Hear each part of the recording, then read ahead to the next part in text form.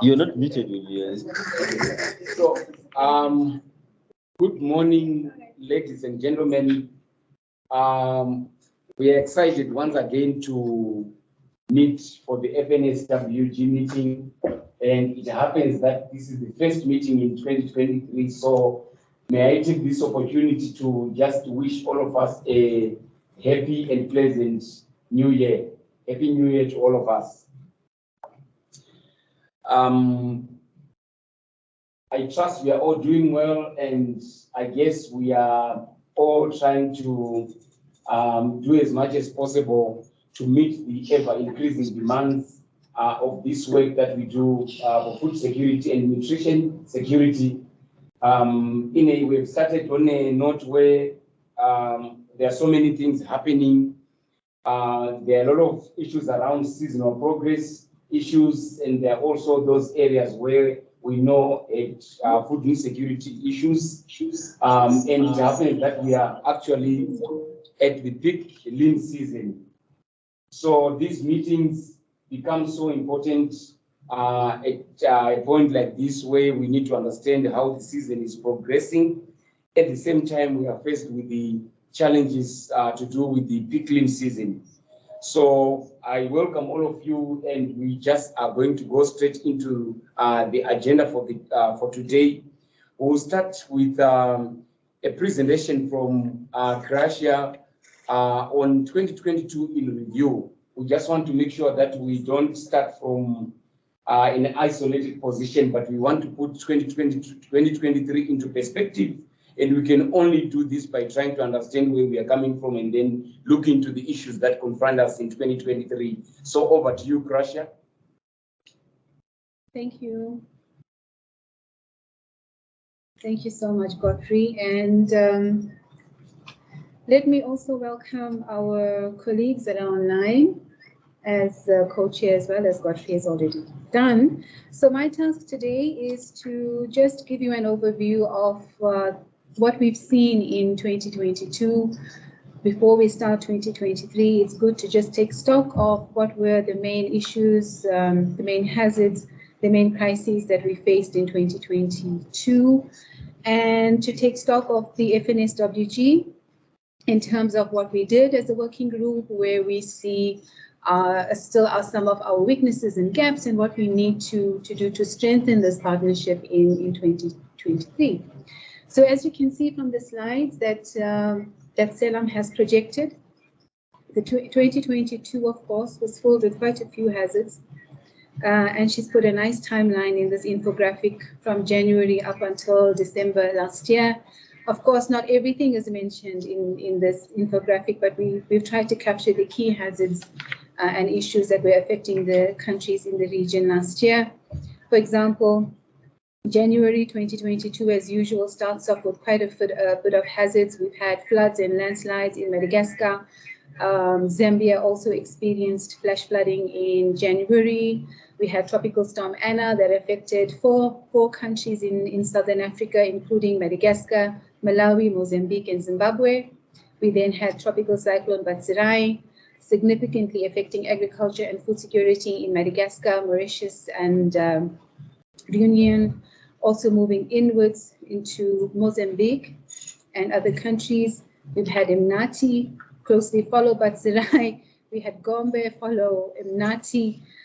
We have a cholera outbreak in Malawi, the plague outbreak in the DRC, and measles outbreak in Zimbabwe.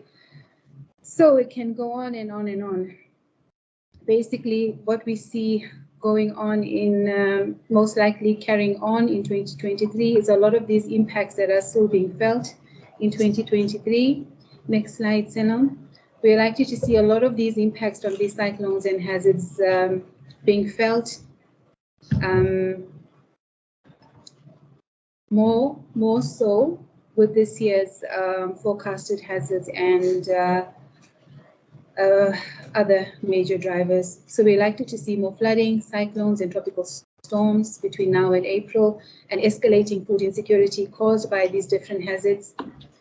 The impact of the Russia-Ukraine conflict is also likely to continue, together with increases in prices of food and fuel, and the availability of fertilizers is still a major issue of concern. Pest and disease outbreaks are also likely with the dryness, the droughts, and the floods that we're likely to see, and the conflict in DRC and Cabo Delgado are likely to continue.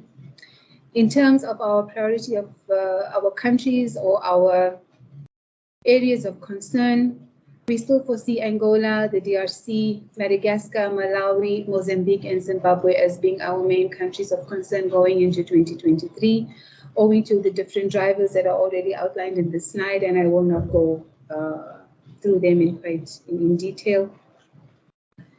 In terms of the main outcomes of the working group, what did we manage to do last year? I would say that we managed to really have our FNSWG meetings on time on every Tuesday of every month, the last Tuesday of every month.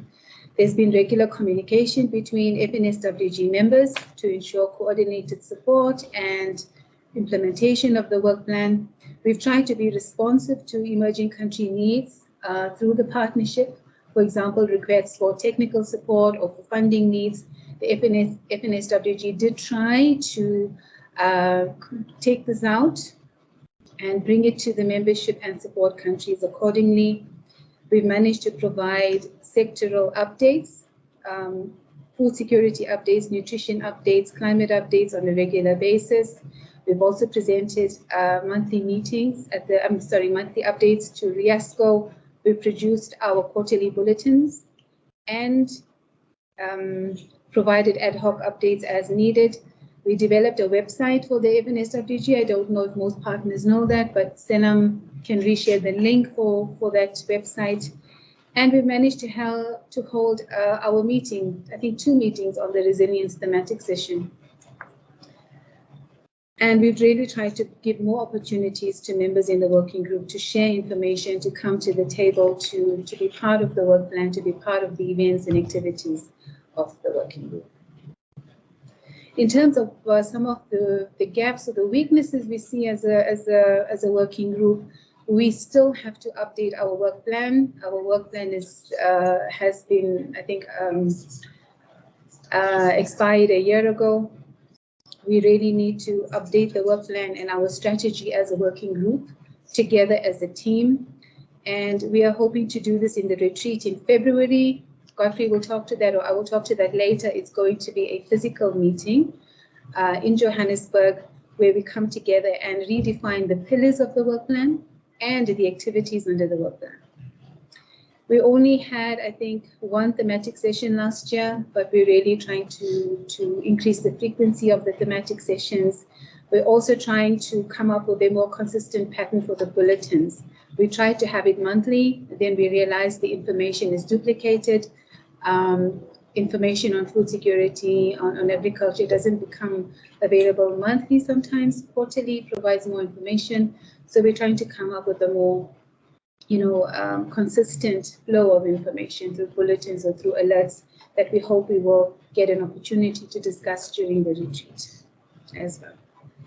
So that is a quick update on our work and achievements, gaps in 2022. Over to you, Godfrey. Okay, thank you very much, Q, for providing that overview. I think just looking at the sort of issues that we dealt with, the sort of challenges that we dealt with, which are caused by those hazards that you mapped out quite correctly, I think it tells us how serious the work that you are doing is and how we need to work together as a network of partners to make sure that information on the impacts of these hazards is readily available, and that we can at least prepare on time. Decision makers have information to act on time. So thank you very much for giving us that update. I don't know if there are any immediate reactions to that. If not, we'll move on to the second. Sure, please go ahead. Or maybe for Kresha, the bulletins, who's the audience for them? All of us are. But I think the idea is to try and make sure that there is some information that relates to food insecurity and nutrition security that goes out there so that partners who are into response can kind of see areas where we think where we need to raise some red flags and act on time. So because they are shared in the public domain, so it's for partners, and I've seen even some government partners also looking into them. Development partners or the traditional donors, they also look into those reports and kind of try to configure their decision-making processes based on the information that is supplied there.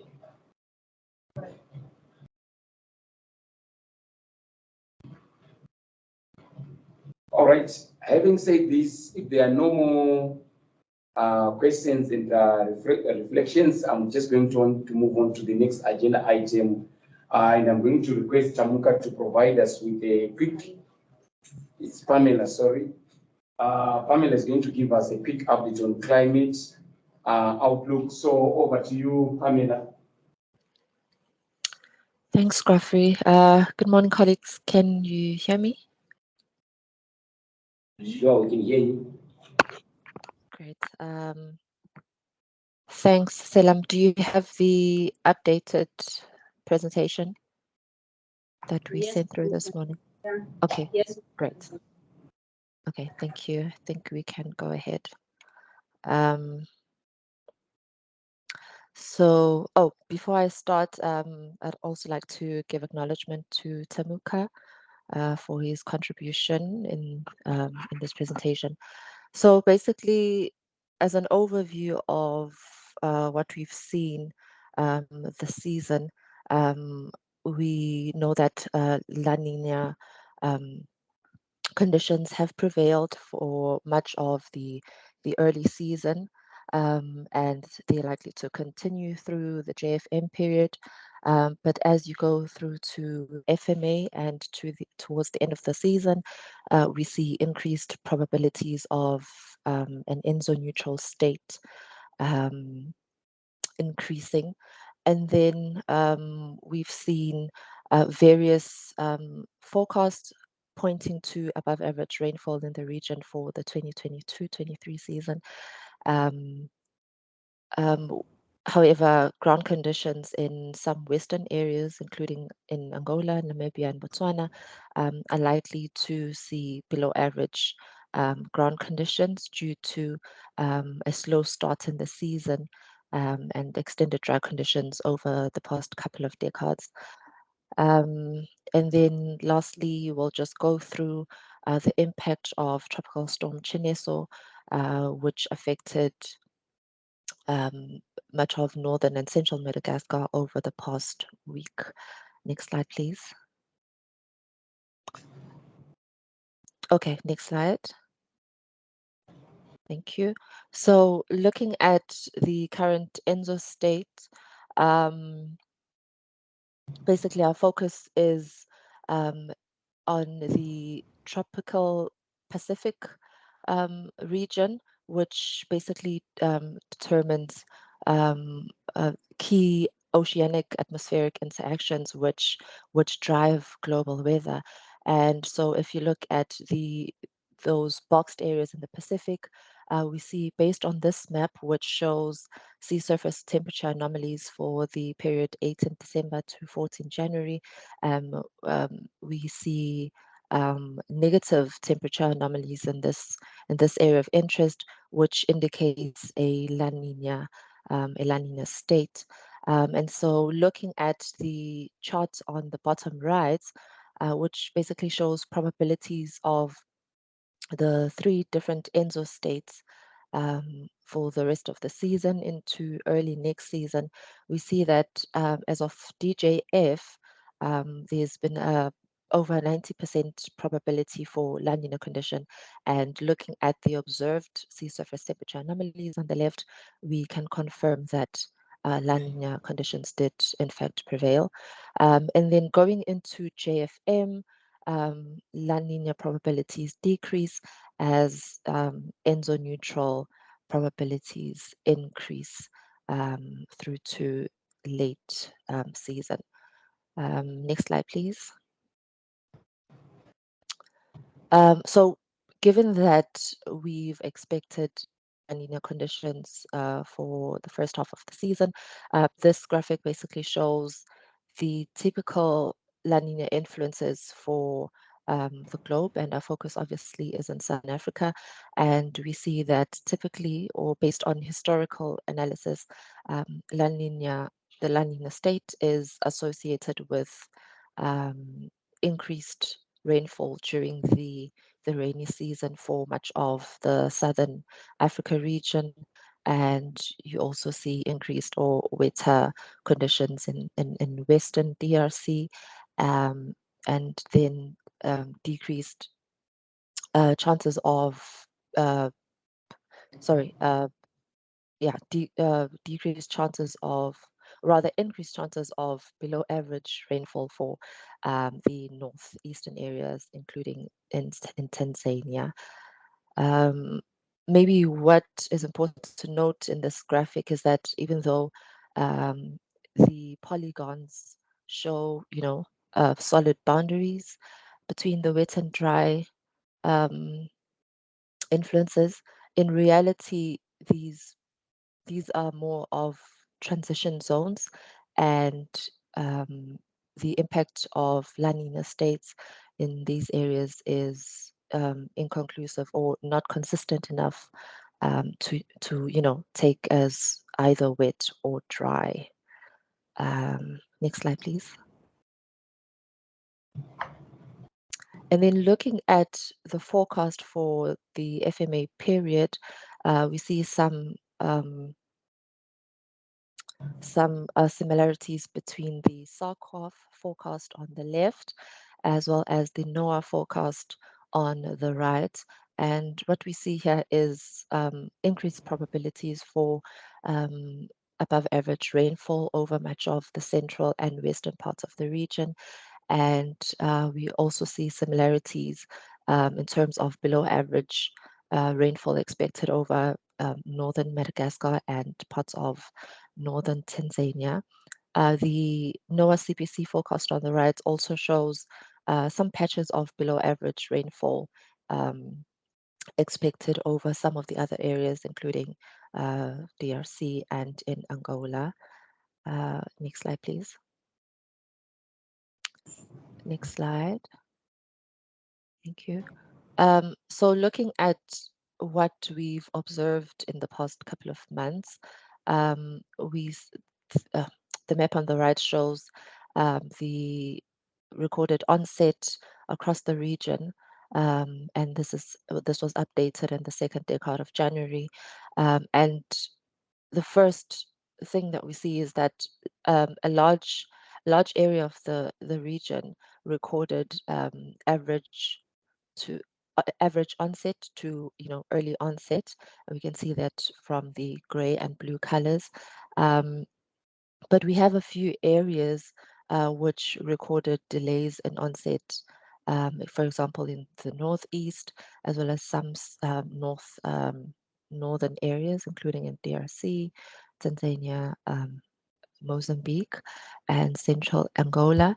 And then coming down to southern Angola and the rest of the southwestern areas, we see actually quite a concerning picture in terms of onsets of rainfall in those areas, where some areas recorded delays in onset of greater than 4 decades or greater than a month. Next slide, please. And so if we compare what we saw, or rather what was observed last year, which is the map on the left showing cumulative rainfall for the 2021-22 season, and we compare that with the map on the right, which shows what we've recorded or observed so far in this season, we see that some of the areas which were of concern, particularly in central and southern Mozambique, southern and western Madagascar, we see that this season some of these areas have experienced significant improvements in rainfall. But what is more alarming is the central areas. We see that this season, also looking at the map on the right, we see a an expansion of, the dry area over the central and some western areas, including southern Angola, northern Namibia, northern Botswana, and parts of southern and western Zimbabwe. Next slide, please. So this is just a visualization of rainfall distribution over the past month. And once again, what we just need to note here is that that area of below average rainfall over the central areas across the region. And looking at the map on the right, which shows preliminary data for January, combined with forecast rainfall to the end of January, we see that some of these central and western areas are likely to see continuation of dry conditions, including in Mozambique and parts of Madagascar. And then we also see that band of above average rainfall over southern Angola and much of Zambia, northern Mozambique, which is actually associated with the passage of Chineso in the east of the region over northern Madagascar. So this improved rainfall over the past decade or during the month of January is likely to improve ground conditions in these areas. And in contrast, the persistent dry conditions over the rest of the region is likely to have or to amplify the negative impacts on agriculture. Next slide, please.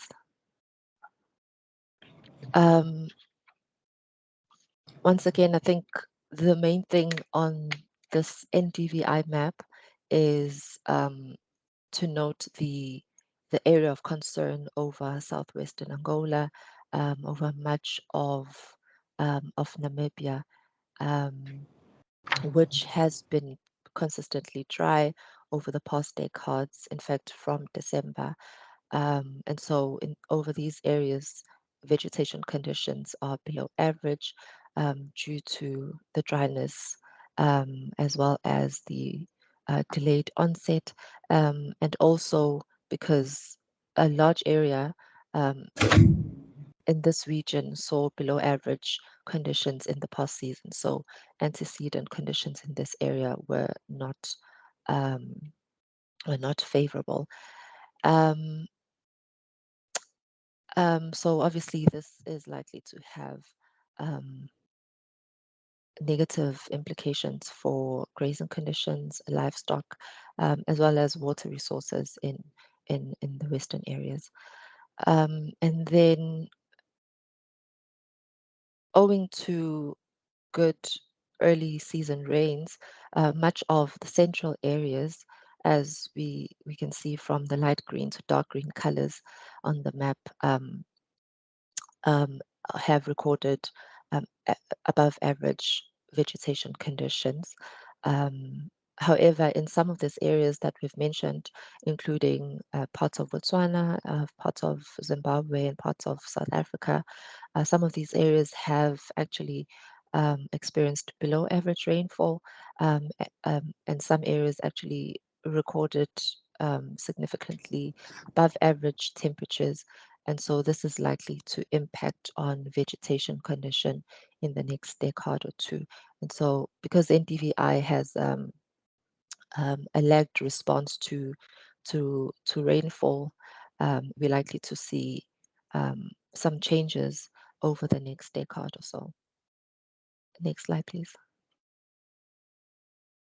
And then lastly, thank you. I think we've seen this snapshots last year from Outlook presentations. Basically, the main takeaway here is that the region is expecting below average tropical cyclones to make landfall. Next slide. And then the first tropical storm to make landfall in or to impact Madagascar this season was Tropical Storm Chineso, which made landfall in northeastern Madagascar last week on the 19th of January. And since its impact in Madagascar, fatalities, I think 3 fatalities were recorded. Displacement of populations, damage to houses and infrastructure was also reported, particularly over the northern areas. And then there's also been concerns of flash floods, landslides, and strong winds as tropical storm Chineso passed through the northern, central, and exited the western regions of the country. As of yesterday, the 23rd, Chineso has entered the Mozambique Channel. The moment it's unclear whether or not it is going to impact the eastern part of the mainland, but it is currently a tropical depression. However, heavy rains are expected to continue over much of central and western Madagascar.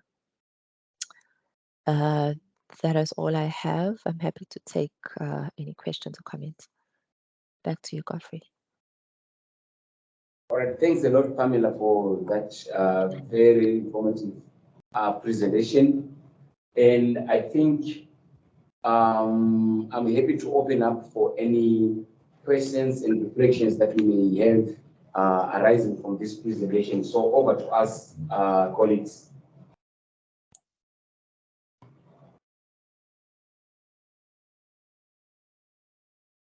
I have an addition. Sure.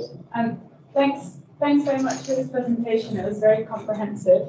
I think one additional question from the WFP side is when planting took place, because that's going to affect how the rains will then affect the harvest.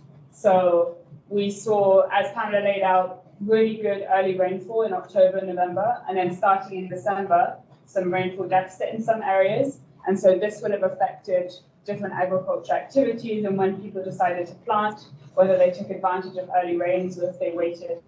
And so that'll be what we're keeping an eye on as we move towards the harvest. WFP just produced our most recent seasonal monitor for January, which is online if anyone wants to see it. The areas that we're going to be watching are the Angola-Namibian border, the Tanzania-Mozambique border, and northeast Madagascar, because as the rainfall maps show, there's been a rainfall deficit in that area, which is a cropland area for most of the season. Now they're getting a ton of rain because of the cyclonic activity, but that's not necessarily good rainfall for the crops. Over. Thanks a lot, Virginia. I see Tamuka, I guess he wants to react to that. Tamuka, over to you. Thanks, Godfrey, and thanks, Virginia, for that comment. Thanks also to Pam for the excellent presentation. So I just had a follow-up to Virginia, I think, based on the comment she gave about the time of planting. I think at FuseNet, what we primarily monitor is the timing of the rains as regarding their suitability for planting, but we do note that, I think, as Virginia implied, you know, the timing of the planting does not necessarily always match the timing of the rains due to various constraints that farmers may face. So my request to Virginia was whether WFP is keeping track of maybe you know, your monitoring in terms of when people actually plant and whether that information is available for sharing. Over. Thanks, Tamuka. And we don't have data on when farmers are currently planting. One thing we have been discussing is the success of the subsidy programs and distribution programs this year. Some countries have managed to keep up with their average in terms of fertilizer and seed distributions, and others not so much. But we don't have unfortunately don't have a comprehensive view of when farmers have planted, but would be a useful discussion to check in on during these meetings for who does have access. Yeah, thank you.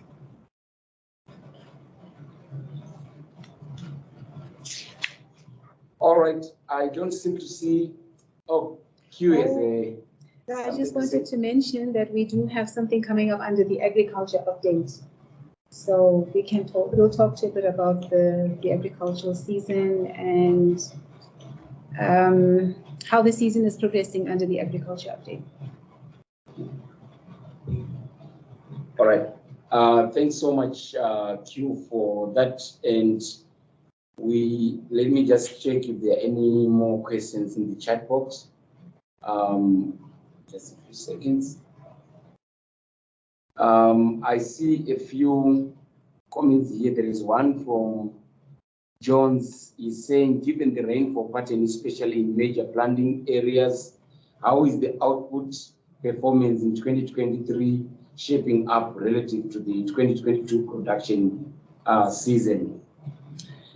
So I guess maybe if we try to get into the next presentations, which are more like, I guess there's some level of contextualization of the food and nutrition security outcomes, and given where we are in the season, and also I guess on the agricultural side, there's also some level of analysis of what's happening, and then I think we can then make some kind of conclusions based on that, the content of those presentations. So, Jones, if you're okay, maybe we can allow the next set of presentations to come by, and then we can kind of then discuss and see if we are getting the kind of relationship between how the season is performing, and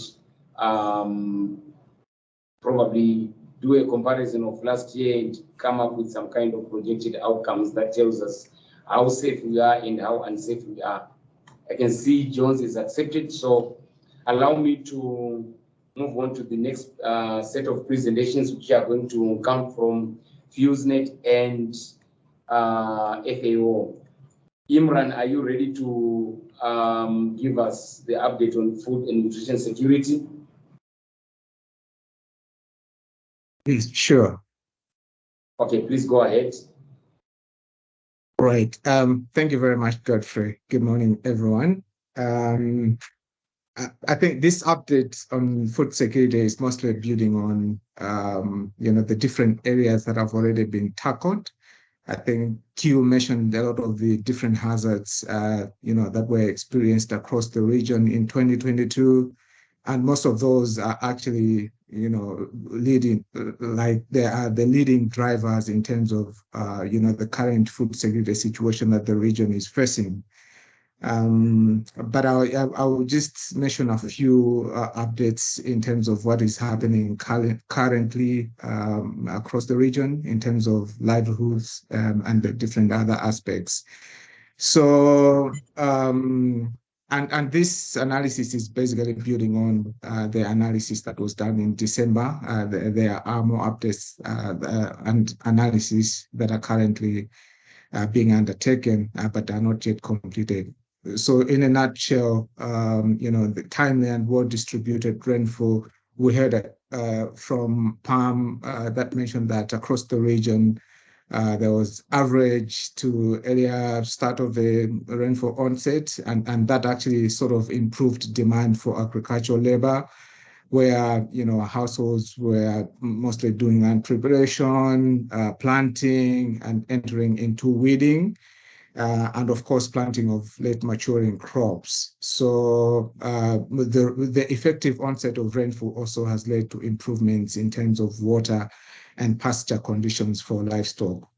But while demand for agricultural labor opportunities has improved with rainfall, the levels remain lower than average, mostly due to reduced hiring power by better-off households, primarily due to the high cost of inputs, as well as elevated inflation that we've observed across the region.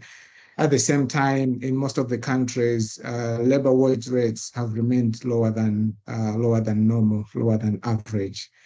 And as the lean season enters its peak, we've seen increased dependence on the markets by, mostly poor households. While we've seen that suppliers are actually flowing normally, domestic food prices have surged in response to declining stock-to-use ratios, but also increasing transportation costs, high fertilizer prices, as well as global supply disruptions. And in that respect, households continue to face reduced purchasing power and facing lower living standards, mostly due to higher than normal food prices and reduced income opportunities. Next slide, please. Also, issues around conflict, continues to disrupt livelihood activities, especially in DRC and northern Mozambique, that are mostly driving IPC Phase 3 outcomes in the affected areas. In DRC, where the M23 crisis in the territory of Rushuru has actually disrupted the area's supply chain for imported and local products, that has significantly led to increases in prices of between 10 to 67% over the last 3 months. And then because of the different drivers, IPC Phase 3, which is crisis outcomes, continue to prevail mostly in southern Madagascar, Malawi, Mozambique, as well as areas of Angola, and much of Zimbabwe, as the lean season is entering its peak, and food prices are actually very high, while agricultural labor wages and wage rates actually remain very low. That is actually limiting households' access to food.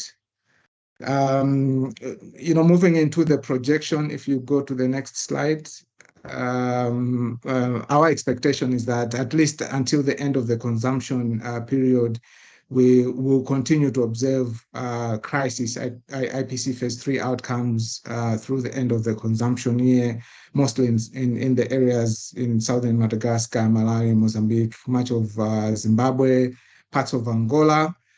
And then emergency outcomes are expected to be mitigated by humanitarian food assistance in Madagascar, especially southwestern Madagascar. I know there are some emerging information, because at the time we were doing this analysis, in terms of the funding levels for HFO in Madagascar, I think it was confirmed only until January. But latest information actually shows that now this funding, has been confirmed until somewhere around end of May. So we anticipate that even beyond January, Phase 4 outcomes are actually expected to be mitigated by the humanitarian food assistance that will be ongoing in southwestern Madagascar. So just to show you a picture of what outcomes are expected across the region, if you could move to the next slide. The map on the left is just an indication of where, you see the orange patches, that's where we expect Phase 3 outcomes, which is crisis. That's for December, January period. And then between February and May, especially, this is a greater part of February and March, which is the peak of the lean season. As indicated, our area analysis, because of the lack of levels of funding in southern Madagascar, we were anticipating Phase 4 emergency in some parts of southwestern Madagascar. But now that the funding has been confirmed, I think that would actually reduce the severity of the outcomes, and that could be downgraded in the presence of humanitarian assistance. So generally, this is a picture of what the situation is currently and how we expect it to evolve over the next few months until the end of the consumption year in March. In a nutshell, in terms of food security, I think that's the update that I just wanted to bring you. Suffice to say that I think much as we talked about timely and well-distributed rainfall, I think latest reports, I think, the beginning of the like the first 10 days of January, there are reports of, dry spells and erratic rainfall in southern Mozambique, southern, eastern, and some parts of western Zimbabwe. So likely this would also be, contributing to reduced labor opportunities, and therefore, impacting even in terms of the levels of income that poor households are actually getting from labor-related activities. So back to you, Godfrey. Thanks, Imran, for that useful update. I think I'll hand over this time to Q for an update on the agricultural side, and then we will combine our comments for those two short sessions. Over to you, Gracia. Thanks, Godfrey. Before we go to the agricultural update, we just had 2 slides on some information in Lesotho and Mozambique. So I'm not going to repeat what Imran has already said. He already mentioned that the region is likely to see a continuation of IPC Phase 3 outcomes and IPC Phase 3 crisis outcomes and 4 in the Grand Sud. But for Lesotho, we just wanted to update because the winter harvesting has recently completed, and we just wanted to provide an update. So the forecast in terms of the rainfall looks good for Lesotho, with above average rainfall anticipated for the remainder of the 2022-23 season. However, we all need to keep in mind that high input prices, particularly in Lesotho, may lead to a reduction in fertilizer application and thus lower yields in the coming season. The harvesting of the 2022 winter crop was just concluded in November, and the total 2022 cereal harvest is now estimated at 35,000 tons, which is about 30% of the previous 5-year average. This reduction obviously is going to mean that there would be large import requirements, which amount to an estimated 252,000 tons for the country. And of course, food security continues to remain a concern. It still remains above the 5-year average and is projected to increase given the fact that we have high food and fuel prices and low cereal production. And currently we have around 522,000 people, or 520,000 people in IPC Phase 3 crisis. So Lesotho remains on our radar.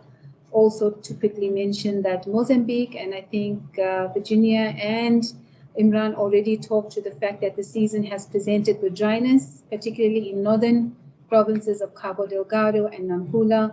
Below average soil moisture levels are likely to negatively affect crop emergence, particularly in the northern parts of Mozambique. Food prices, as a result of high energy prices, inflation, and food inflation, continue to remain high. Food inflation, for example, was at 20% in November 2022, which is an increase from 10% compared to November 2021. And we continue to have high levels of acute food insecurity in Cabo Delgado, driven by food prices and conflict and displacement, of course, as we all know. Food insecurity is not likely to improve in the near future, particularly in the northern areas, owing to food price hikes and basically stagnant income levels and continued attacks by non-state armed groups, which continue to hinder the delivering of humanitarian food assistance. I think what puts Mozambique on our radar even more is the fact that we are likely to have successive cyclones, heavy rains, and flooding, which continue to negatively affect food security, agriculture, and livelihoods. Maybe also just to mention that given the recent heavy rains and flooding in Mozambique and Madagascar, FAO is likely to do a post-disaster impact assessment in these countries to better determine the impact on agriculture and food security. So I will then skip and jump into the agriculture update in the interest of time. So what we are seeing emerging in the region is fall armyworm. There are widespread outbreaks of fall armyworm affecting the maize crop in many districts of Zambia. The government has distributed pesticides to support affected farmers, and FAO is jointly working with the Ministry of Agriculture through a cooperation project called Emergency Response to the Fall Armyworm Outbreak in Zambia. And there's also foot and mouth disease. As we've seen, the forecasted flash flooding in some parts of the region is likely to lead to outbreaks of transboundary diseases such as FMD.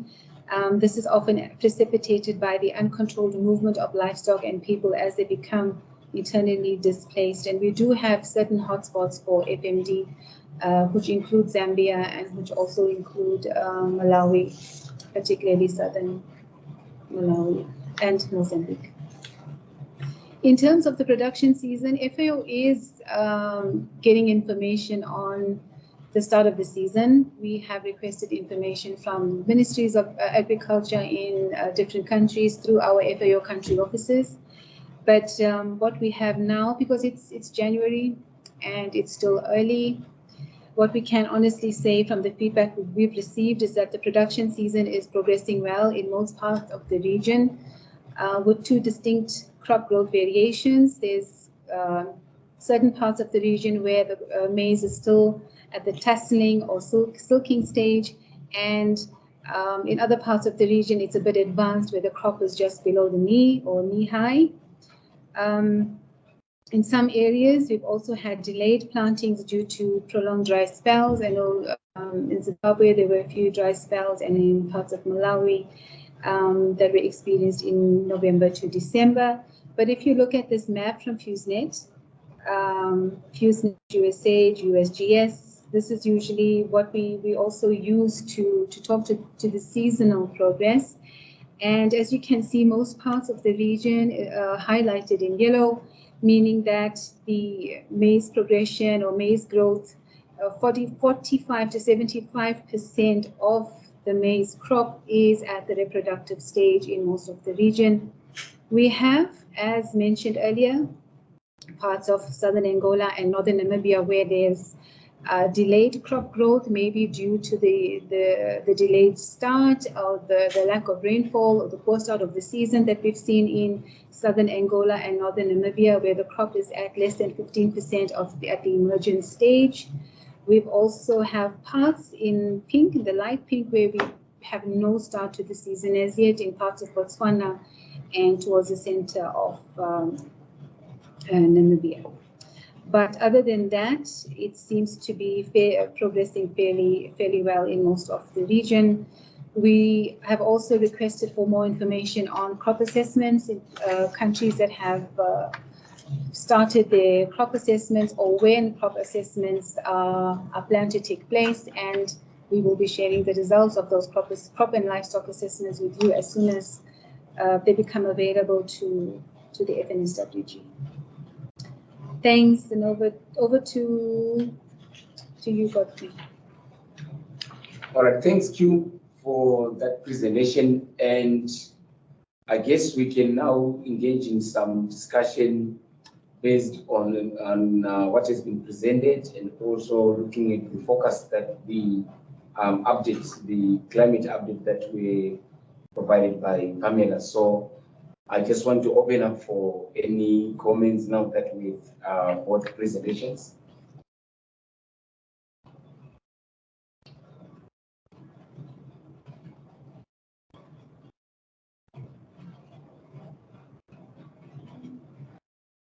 I'm just checking in the chat box.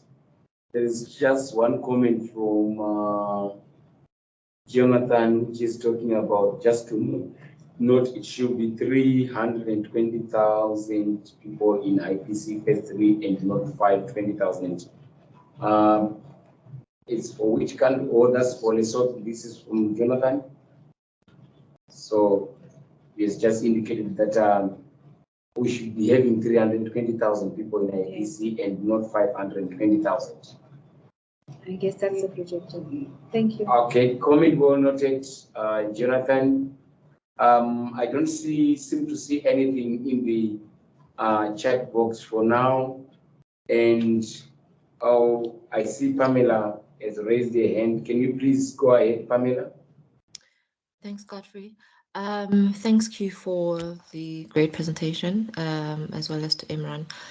Q, I just have a small question. I wanted to find out if you've received any information coming from particularly Zimbabwe, given the dry spells over the past couple of months in that area, because I'm seeing WRSI is showing some concerning areas over the southern areas particularly. So I wanted to find out if you've seen or received any reports just detailing the crop conditions in those areas.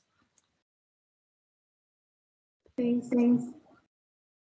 Yes, in fact, we have been following very closely through the country office the areas that have been impacted by dry spells, and also with Met Services. What we can do is perhaps package this information that we have from the country office and share it with FNSWG on the areas that have been affected by the dry spells and the length of the dry spells and the potential impact. If that would be okay, we could share with you by the end of the week. That would be great, thank you. And maybe to just add on that, from the fusion side, there's been some assessments that have been carried out in parts of Matabeleland into Midlands, which are some of those areas that are reflecting below average rainfall and poor crop quality. For sure, there were some issues that were reported in those areas, obviously because for most part of January, there wasn't adequate rainfall in those areas, and the crop conditions were actually very poor. And I think some of the crop was actually wilting, and I'm afraid beyond recovery in some of the areas. So those areas are surely areas of concern that requires some more assessments. But so far, there are indications that the harvest, or rather production, might be very poor in those areas because of the rainfall patterns, especially in January. The dry spells were so heavy, so much that it has affected any chances of recovery from some of the crops. I see there are more. I see Sina has raised his hand. Can you please go ahead, Pamela? I don't know if you're still in the process of dropping your hand or it's another contribution. So I'll give to Sina. Thank you, Godfrey, and thank you for that presentation. I incidentally just happened to drive through from Zambia across the eastern Botswana into South Africa 2 days ago. And based on what I saw, which I believe is the same situation on the maybe western side of Zimbabwe, yeah, it's quite dry. And the crops that I was seeing, this is along the road in Botswana, were actually wilting. And the grass, both in Botswana and in the Limpopo part in South Africa, were actually also wilting. The grass actually was prematurely drying off like it was in April. So that's just physically what I saw along the road. I'm sure that situation also pertains on the western side of Zimbabwe. Thank you, and over. Thank you so much for that contribution, Sina. I think it helps to strengthen the argument that certainly there's need for closer monitoring in some of those areas. As much as the region celebrates improved rainfall, especially for the 2022-2023 production period, there are those outposts where there is need for more serious monitoring. Otherwise, we might miss it as we kind of look at the bigger picture, which is more rains in a lot of areas. So certainly, I think colleagues in our respective organizations, we need to increase our monitoring of the situation. Virginia has just dropped a point that it would be great if FAO could share information on Zimbabwe. We have noticed discrepancies between Met Services bulletins and the global models that were difficult to interpret. So, do you want to weigh in something, or just it was just a reflection to cue your point about FAO sharing more information to the ground. Because I also noticed that Zimbabwe is not reporting its rainfall gauge data onto the global platforms at the moment, and so it's not being taken into account in the global models. And we saw the Met Service reporting on good rains, and we were seeing dry conditions on the models, and so we were hesitant to report on it in our external messaging. Okay. Thank you so much. So maybe an action point for FAO to share the information, and I'm certainly sure that it will help us. I think we are done on this session, and thanks for all the comments that came up. Just once again to emphasize the need for us to be a bit more vigilant as we look at the overall situation in the region. We have already noted the concerns with the western portions of the region, covering parts of Angola, and then also parts of Namibia and Botswana. I think from the presentation from Pamela, I think there's also need to also reflect on the northern portions of Mozambique, and I know Malawi and Tanzania are in that transitional kind of zone where I think things can go either way. So I think this calls for all of us to comprehensively monitor the situation and share any updates that we get relating to the cropping situation, so that at least we can start building up some stories on the likely production levels in those areas. And I also think that we need, as much as possible, to also touch base with the country level systems. I know there are some crop assessments that are taking place in some of those countries.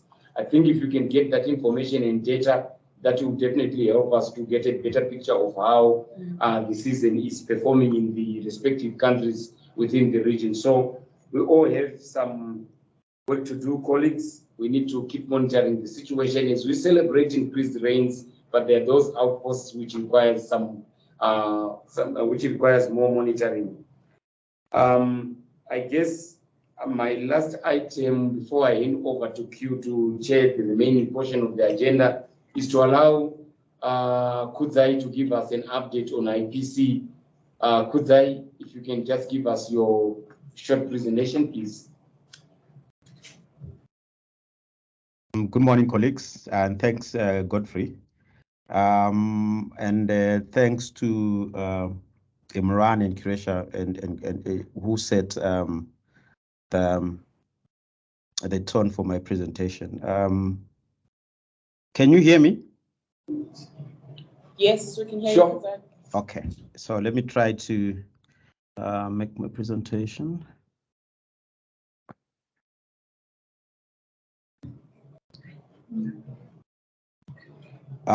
Confirm you can see my presentation? Yes, we can. All right. So like I've indicated, the previous two presentations actually set the tone for my presentation. And I'm not going to be saying much in terms of what the outlook has been presented by Imran. As for Madagascar, as you might be aware, they did the latest analysis in November, and comparing the last analysis that was done in April 2022 to the one that was done in November 2022 as well, we see an easing or an improvement of the food security situation. You note that the drivers are almost the same.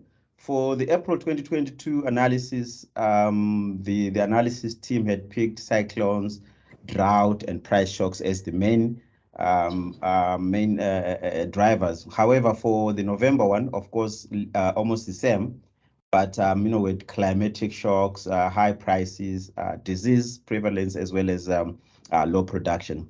You will note that the areas that the maps that I've circulated in blue are basically the periods of concern. This is when we expect heightened food insecurity, the lean season, as it were, between basically the period that we are now in up to the end of March. And if you compare the last analysis, the projected situation for the last analysis in April 22, and the latest analysis that was done in November, you'll find that the situation is greatly improved compared to what was done in April 22.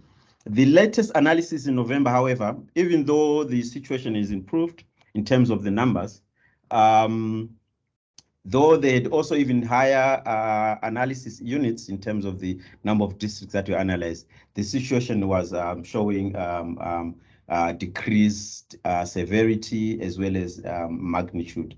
And this is attributable to like what Imran has said, the sustained HFA. However, during the latest analysis in November, the team had noted that beyond January, HFA had not been confirmed, and I'm happy Imran is confirming that it is now beyond January 2022, and hence we expect that situation to remain as it is projected by the team, without slipping into the IPC higher phases, IPC phase 4. If we compare the same areas that were done or analyzed in April 22 and November 22, you'll find that indeed the areas is significantly improved due to, of course, the agricultural activities, due to some favorable focus that were done in those particular areas. We do have concern also on some areas that on some countries where analysis was conducted but the results haven't been released. It's concerning because already we're in the peak clean season and we don't have anything for response planning.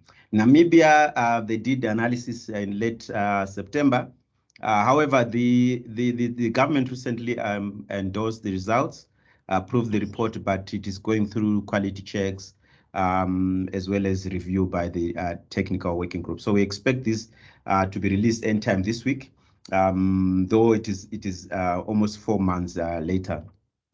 For Angola, it is concerning because when you noted during the climatic forecast, the southern parts of Angola, really the situation is not, the rainfall situation or rainfall season has not been very good.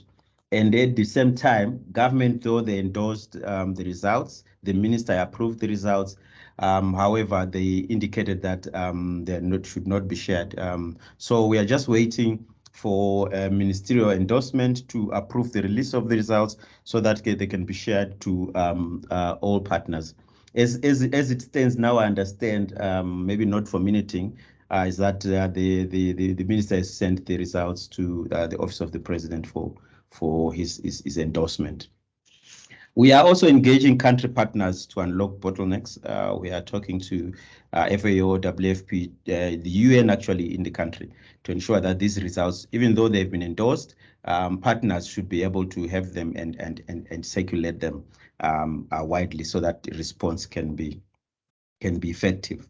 For Mozambique, just like Namibia, the government endorsed results from the last analysis that was done in November. However, they did not endorse the results or release the results for Cabo Delgado, which is of concern to most in the region because of the situation there, and also concerning that the performance of the rainfall season currently is not that good as well. Government is now reviewing the report that they have. We gave them comments, but however, they are mum on release of Cabo Delgado results. They are only releasing the other 10 provinces, and we are also talking to country partners to ensure that we unlock the bottlenecks. We have already met with the minister together with WFP country director, the FAO, as well as colleagues from UNICEF to try to unlock this. And we've proposed that and we're advocating that for 2 days, the technical working group updates the results for Cabo Delgado. You'll note that Cabo Delgado analysis was done earlier in August last year, However, the results for Cabo Delgado analysis was not released. They were saying they cannot release for one province. They would want to release for all the other provinces together. But however, when the analysis for November was done, they are now saying they don't want to release Cabo Delgado results. So we are actually in a situation that we are trying to unlock together with country partners. So that's all for that we have in terms of the analysis that are pending. However, we are taking this opportunity to also look at the achievements that we had for the IPC Global Support Program 2 that started in 2019 up to end of last year in terms of its achievements within the region.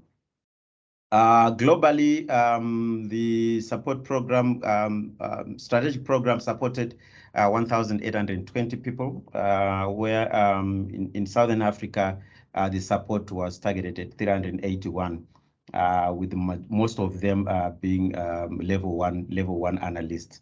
We had 17 lessons learned globally and 3 lessons learned in Southern Africa.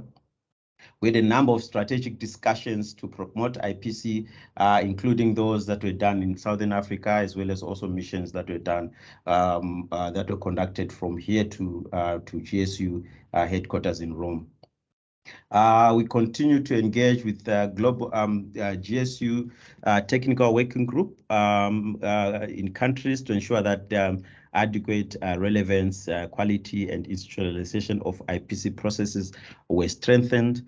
And it is most importantly, it is important to note that IPC continues to guide critical decisions in critical moments in the most critical countries.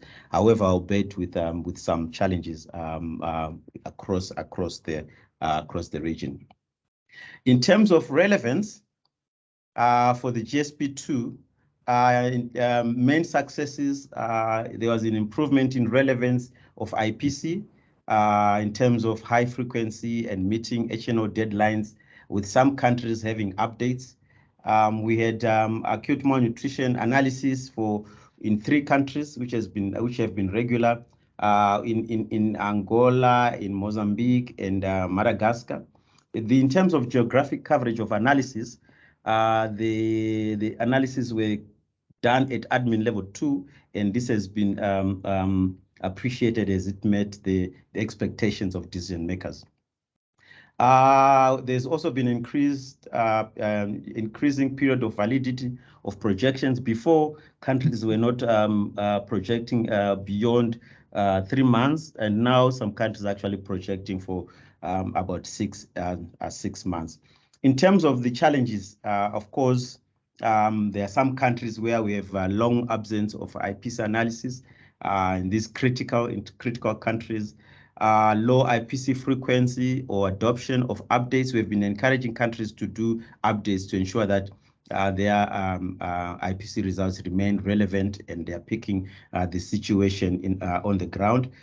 We also note that there are unexplored synergies with other relevant tools. In some countries where they have HEA, the countries are not using the HEA, for example, to strengthen their analysis. In some countries where they have fears, for example, they are not using their results, maybe because they come late, the results, and they're not strengthening the IPC analysis. So there's a lot of synergies that we can actually use so that we ensure that our IPC results are relevant. Major delays in release of IPC results, we have just talked about these in a few countries in the region. Frequent delays in planning of data collection and IPC analysis. We have noted that countries in SADC, they normally do analysis concurrently, limiting also learning opportunities for other member countries for cross-country fertilization. Hence, we would like to ensure that some countries spread out the activities so that one country, analysts from one country move to the other countries to learn. There is limited use of acute malnutrition scale, yes.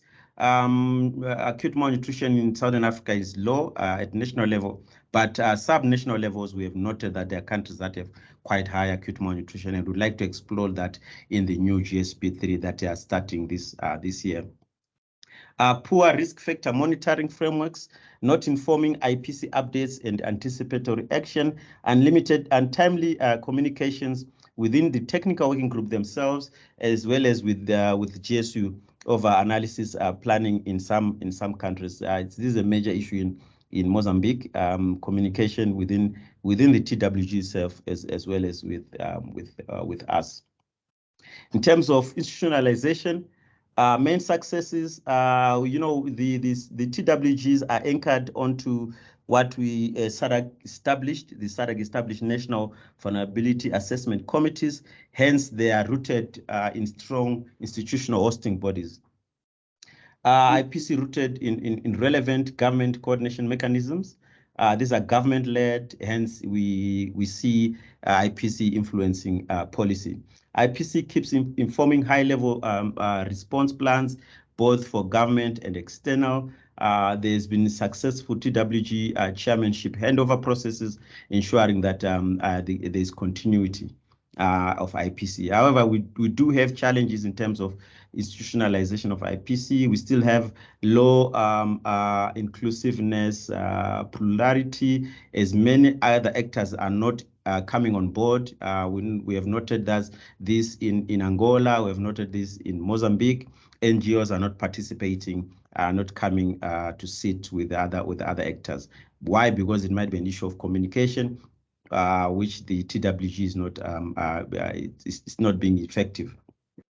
Misperception of IPC nature and purpose by some decision makers, endorsement versus acknowledgement of IPC results. This is a major issue. When IPC results are out, what then has to be done? Is it endorsement or is it acknowledgement? In some countries, we've seen that government are not having a hard time endorsing, and so we need to understand whether they need to endorse or whether they need to acknowledge the process. Low financial sustainability of IPC processes. Yes, some countries are still facing issues to do with finance. After the RVA ended, some countries which had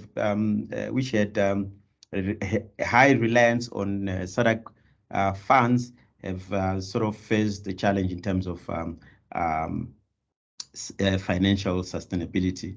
High dependence on GSU for analysis, preparation, and financial support. Some countries, they do not prepare anything, they just wait for analysis. And that's when they only start doing ISS preparation, data preparation at the analysis when the analysis has already started. Yet they need to do preparation well in advance, do data cleaning, data analysis, upload everything online so that the analysts are actually going to understand what the evidence is telling them. Low understanding of GSU roles and responsibilities vis-a-vis global decision makers. You know, we've seen some countries not understanding really what the GSU role is in terms of us supporting them with their IPC activities. In terms of IPC products, we have seen, of course, an improvement in terms of the quality. There's been high certification levels in most countries because of the trainings. The TWGs have been reacting to global events and shocks, the conflict, Ukraine conflict, COVID-19. These have been taken into the analysis when they looked at their country situation. We have also noted that there have been increased presence of government representatives covering all the relevant analytical themes or sectors in the analysis. However, we still note some challenges, or we noted some challenges during the GSP2.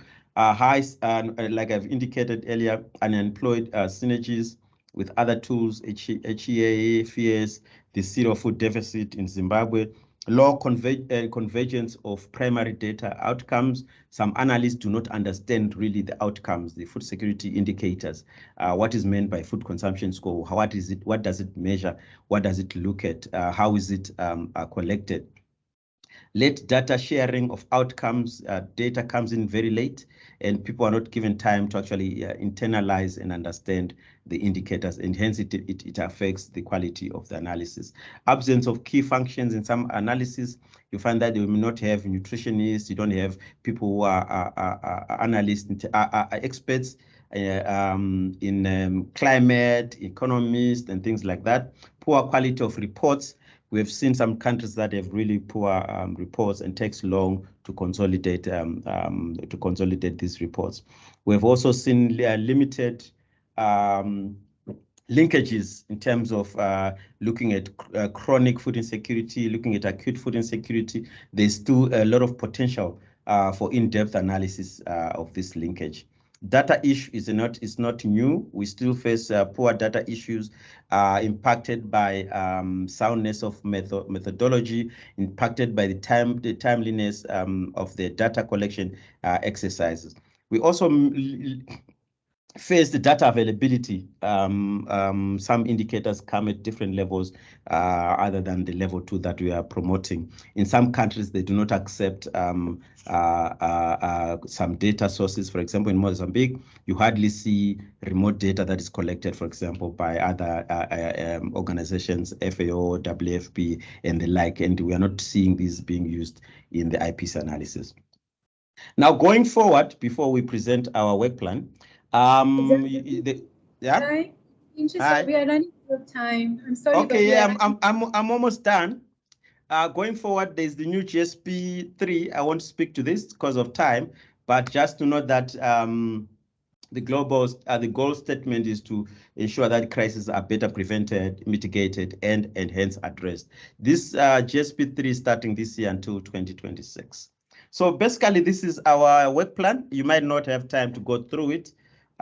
Just to note that the GSP 3 is promoting expansion of IPC, be it the IPC scales themselves or to new countries.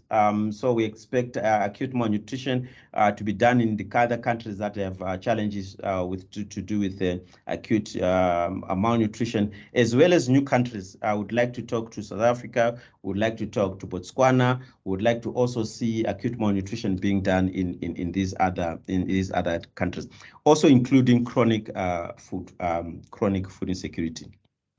This work plan is still being discussed. We'll share with you this work plan for your information. In terms of what we have done, we had a regional workshop, regional technical working group consultation workshops last month with countries, and it was a success. We also look forward to creating or coming up with country strategies for Mozambique and Madagascar, as well as to expand IPC to other new countries as well as new scales. In terms of the role of GSU for the regional at the regional level, we remain providing support to countries, technical as well as financial support where it's needed. We are also trying to develop country strategic plans to ensure that technical, institutional, and financial sustainability is promoted, as well as expand to new countries and show visibility of IPC in a number of regional forums. I think that's all from me, Kuresha. Sorry for the long presentation. Over. It's okay. Thank you. Thanks, Kazai. It was quite informative. So we look forward to receiving the presentation and the work plan, because I know partners have been requesting detailed information on when are your full level 1 trainings in view of certification, including the upcoming analysis, where they can plan to make themselves available for the different analysis in 2023. So please share with us that, and we will send it to members. Thank you. Are there any questions? Selim, I'm not on the Teams chat. Okay. Someone is asking if there won't be an IPC for Zimbabwe. Okay, Kuzai, there is a question on the IPC in Zimbabwe. Do you want to update us quickly on the progress with discussions with the UN and the government? Thanks, Kuresha. It's one of the things that we is on our work plan to re-engage Zimbabwe. But you note that Zim at the moment is quite a political situation because it is an election year, and hence we haven't had any chance or success in encouraging or undertaking an IPC. We have met with the UN and partners. They've been pushing for it, but government hasn't really moved. Last time they'd agreed to do an IPC, but they did not share. They said they won't share with us the ZimVac data set. So at the moment we don't have any plans, but we are still discussing. Over. Thanks, Kuzai. There's a hand from Imran. Okay, Imran, please go ahead, Imran. Thanks, Kuzai. In line with one of the challenges that you've highlighted in terms of the untimely communication between the TWG as well as the GSU, and I know maybe this could be beyond your mandate, but I just wanted to find out if there's a way that the IPC GSU can sort of talk to countries and try to harmonize the timing of the IPC analysis. I'm saying this because I noticed for some countries, like, for example, Madagascar, the data collection, for example, if you look at the previous IPC analysis that were done, it was done in April, but the data collection was done at the peak of the lean season in June. And then there was another IPC analysis that was conducted also during the lean season. So while most of the other countries, do their first analysis immediately after people have harvested, so they've got a good understanding of how the crop outlook is like.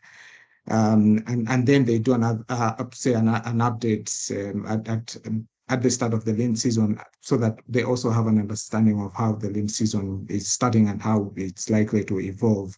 So I wanted to find out whether there's a way you can try and talk to the countries to try and harmonize the timing, so that at least, when the analysis is done, you can actually harmonize that. And one comment I had in terms of the issue on quality, and I think this is mostly speaking to the what exactly do countries do after publishing the IPC reports? Because I think from my little experience, there's little that happens after countries have published their reports. Are there any lessons learned meetings that the TWGs conduct? Do they have a work plan on how to, overcome some of the challenges that they have encountered during just the previous analysis? So maybe that's one of the things that I was just thinking about. Thank you. Thanks, Imran, and it's a very good point. But countries have different levels of exposure to resources, be it technical and financial. If we look at Madagascar, for example, normally their post-harvest assessments is the CFSUM, and the CFSUM traditionally is done in August and or September, and hence they cannot do anything before that because, one, they do not have resources, two, they do not have the technical capacity to undertake the surveys. So they wait for the CFSUM to actually be done so that they can actually do an IPC, and that's why you find that Madagascar they do their analysis, the main analysis, around October, November lately. So yes, we have been talking to countries. We talk to them every time. The work plan that we have right now is influenced and informed by the discussions that we have had with countries. But we every time, even when they tell us these activities ahead of time, they normally change, and these changes, they happen every year, hence impacting on us scheduling or talking to other countries, so that we see how best to support them, either technically, financially, or across using the cross-country learning exchanges, so that analysts can support. But I do not, it's a good point, and the main issue is on the financial capabilities of countries, which is limited. And if you look at even for Madagascar, we have been discussing with them to ensure that they synchronize the data collection for acute malnutrition as well as food insecurity, so that they have combined analysis both for acute malnutrition and acute food insecurity, so they see how best these are influencing the other. But it's also linked to resources. UNICEF supports AMN, and UNICEF normally does its data collection during the peak hunger period for acute malnutrition. So it's quite a difficult to juggle between these countries. Over. Thank you, Kuzai. Can I please ask you to also continue in the chat? If there are any questions for Kuzai, please kindly put it in the chat. We have 30 minutes left, and we still have quite a few agenda items to get through. So I'm going to now hand over to FuseNet and WFP. Is it Jones making the presentation on the price and market update? So Jones, over to you. Thank you, Croatia. Good morning, colleagues. I'll be sharing with you the prices and markets update, courtesy of collaborative work with WFP.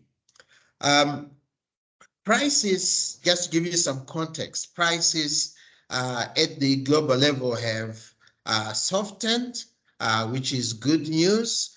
When you look at the top chart, the food price index for December continued declining. It's actually 1 percentage point below the level in 2021. So we are experiencing less pressure from the global markets when it comes to prices. Mostly all sub-indices, the cereals, the vegetable oils, the meats, they all declined. We had moderate increases in sugar and dairy. If you look at the bottom chart there, the vegetables, they continued declining. Cereals, they continued declining. So the dairy, some moderate increase because of adverse weather in India, one of the major producers of sugar, and also for dairy, increased global demand as well as tight availability of cheese. But prices have softened. Now, in terms of, next slide, please. In terms of the key regional market conditions, I won't dwell much on weather. Pamela has talked about that. But seasonal cereal prices continue increasing, but they are moderated by softer global prices, which is welcome. Unfortunately, we still have currencies weakening and failing to transmit not just softer food prices, but softer fuel prices as well. We still have high levels of inflation. Croatia mentioned that for some of the countries, but we have observed consecutive months of decelerating inflation.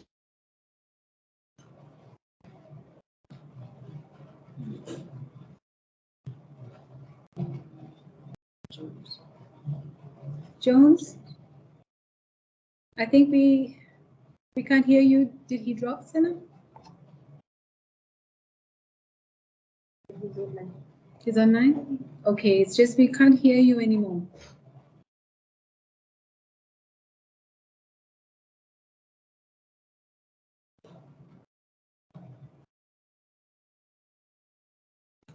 Okay, is there anyone online that could perhaps take over, or maybe? Yeah, sorry, I'm back. Okay. I got bumped out a bit, sorry. Yeah, one of the key shocks the region is experiencing is that of power.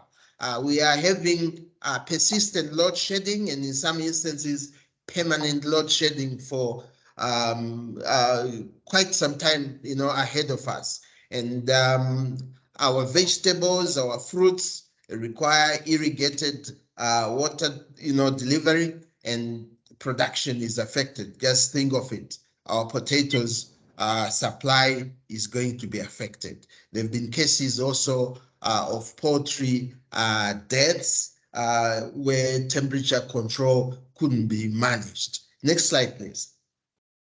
I want to zero in on some of the maize price trends for select markets in the region. We talked about this being, we are approaching the peak of the lean season. So typically, maize prices are rising monthly. We are measuring monthly increases on the top graph there, using the standard y-axis on those blue bars. So we are showing increases in maize prices in Madagascar, in Lusaka, in Harare, in Dar es Salaam. We have actually recorded during this time some declines in Malawi and South Africa. We would understand for South Africa, which tracks global prices, South Africa prices also went down, but for Malawi, we are not sure what explains this atypical decline in maize prices for the key reference market in Lilongwe.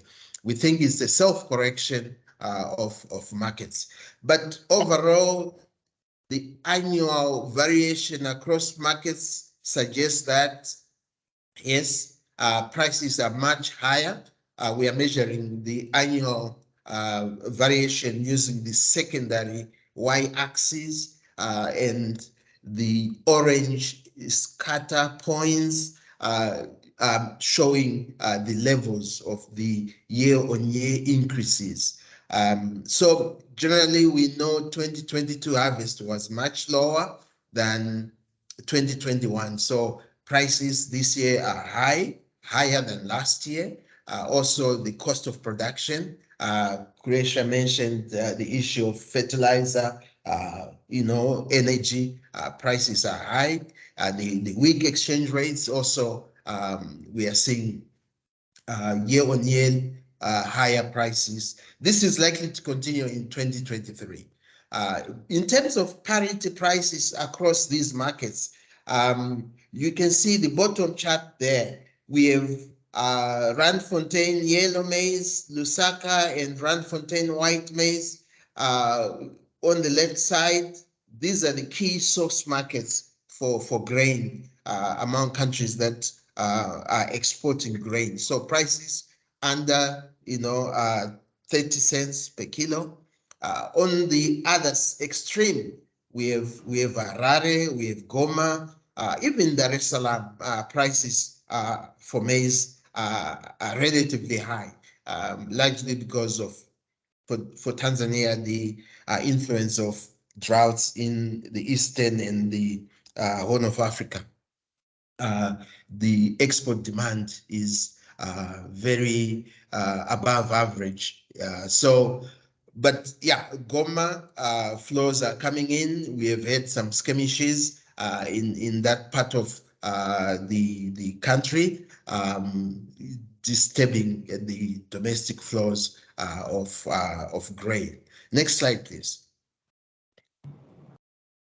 I want to talk a little bit about fuel. As I mentioned, fuel and food are the major drivers of inflation. So the top chart again shows the price trends for diesel in select markets of Malawi, Maputo, Lusaka, Harare, Goma, and South Africa. As you can see on that chart, prices on a month-on-month level were basically stable, which is good news for November to December. There wasn't much movement in Malawi, Maputo, Lusaka, and Goma. Harare actually declined. South Africa is showing an increase, a monthly increase. This was October to November. But in December, November to December, prices actually went down monthly. By and large, prices are elevated year on year because of the disruptions in supply, global supply. In terms of parity levels, you notice Angola has some of the cheapest fuel in the region, mostly because of subsidies, fuel subsidies.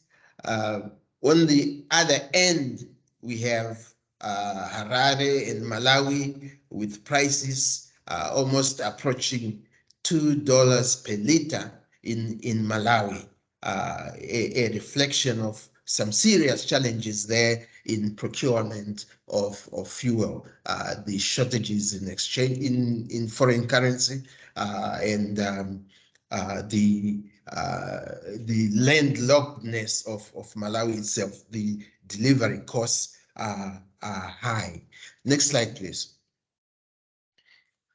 I want to move on and talk about the inflation levels for the month of December.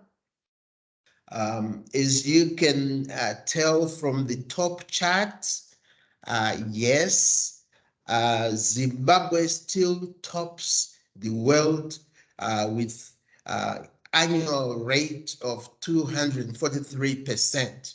I couldn't plot it here. It was going to overcrowd all the other inflation levels. But apart from Zimbabwe, we have double-digit levels for the rest of the countries except Tanzania and South Africa.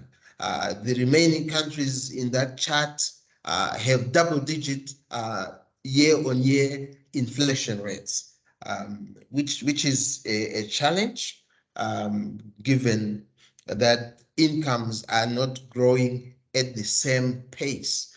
But the comfort we are having is the consistency in the decline in the levels of inflation rates, annual inflation rates. That's the table at the bottom.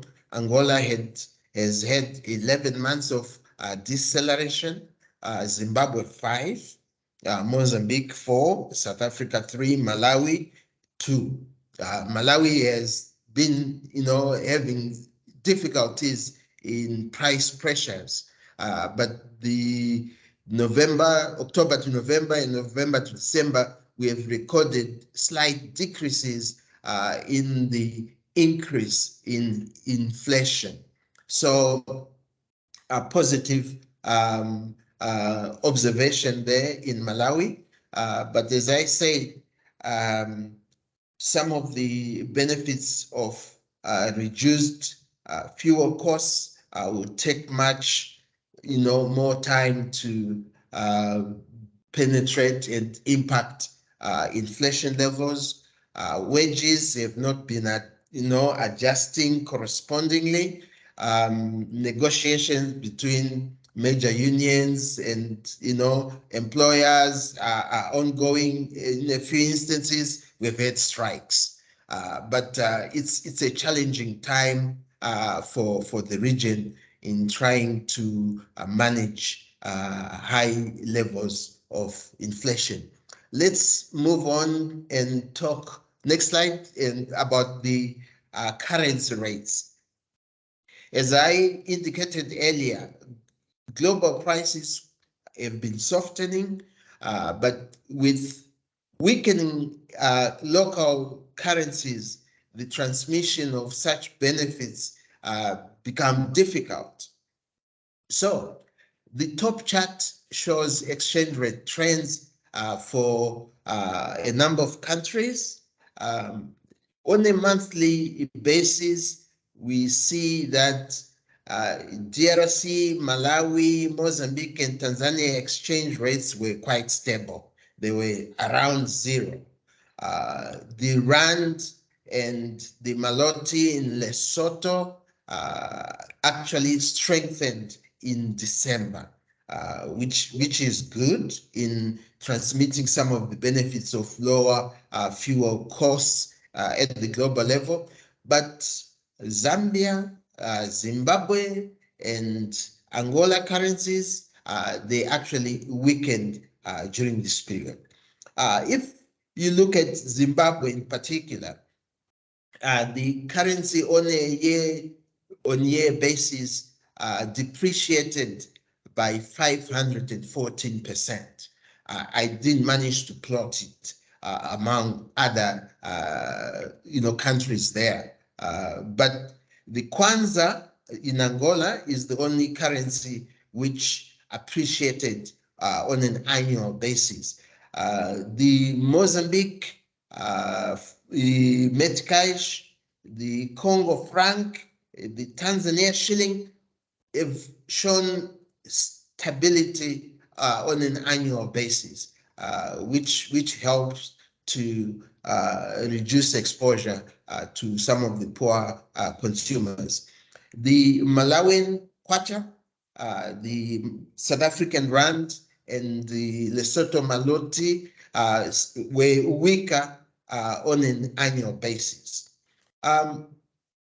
Also have a small chart at the bottom there to just unpack what is going on in Zimbabwe.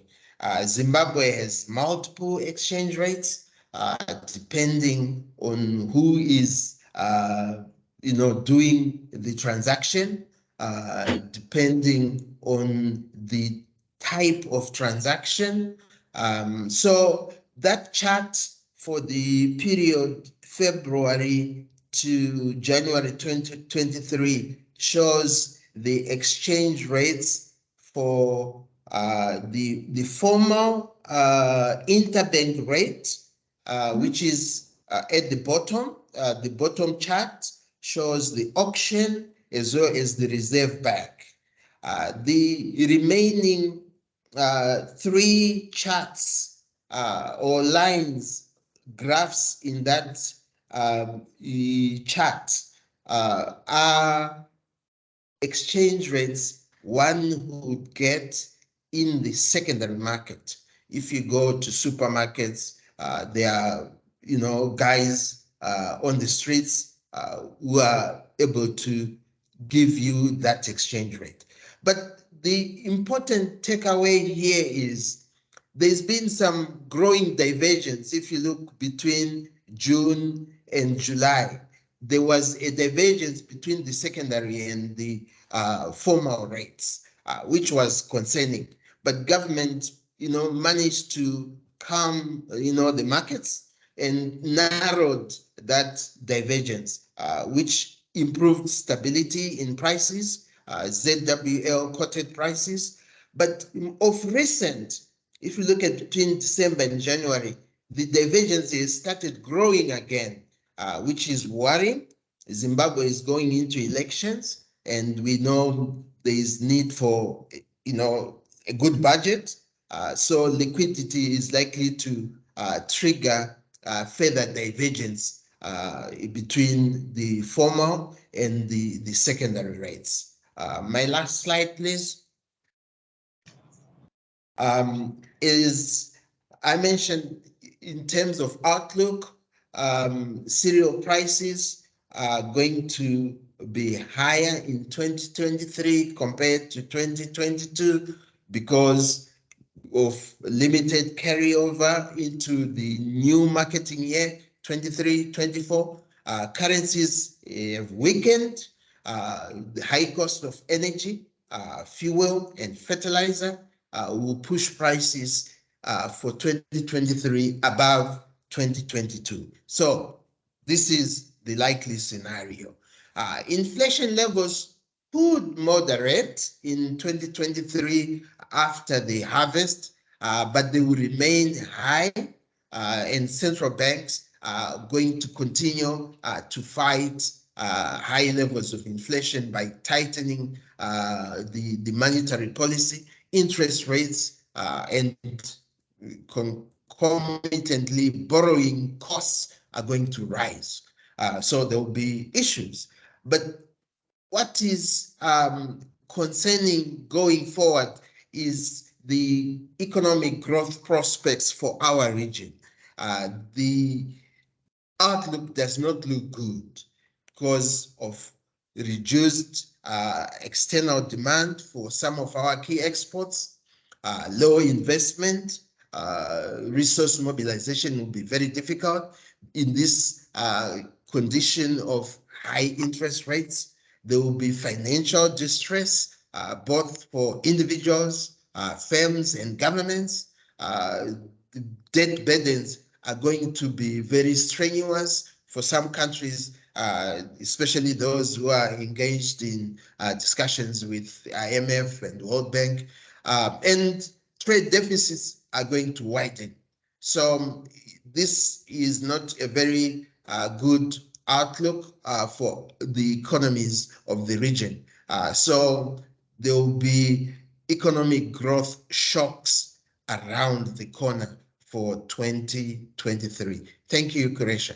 Thank you. Thank you so much, Jones, for that very sobering presentation and for all the detail that you have presented. It's really clear, it's very concise, and gives us a clear outlook on what to expect economically in these coming months.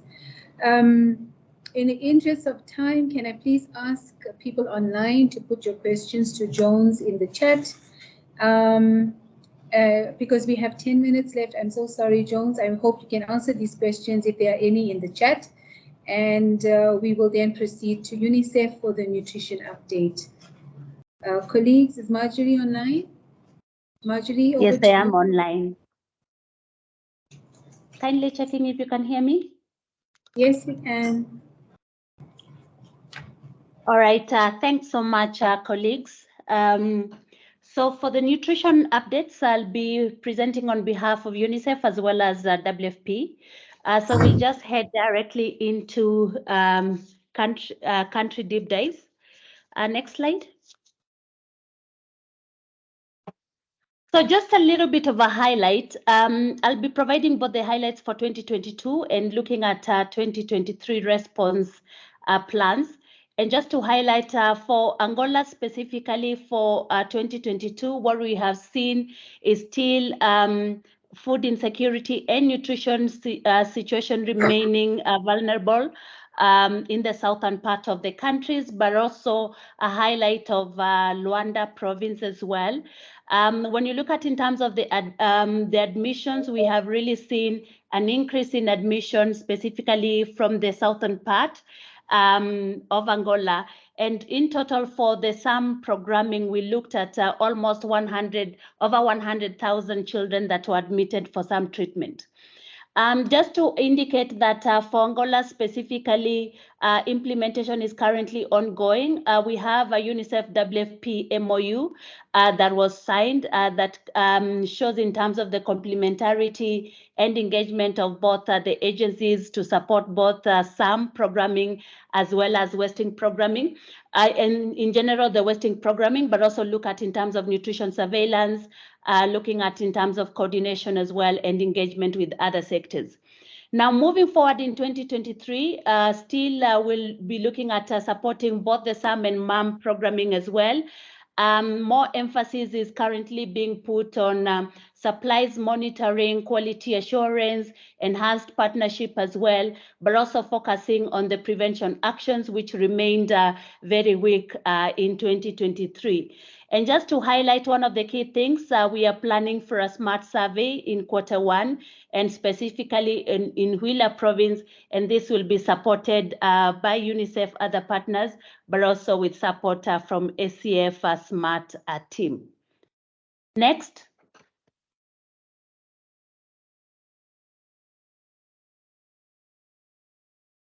Next slide.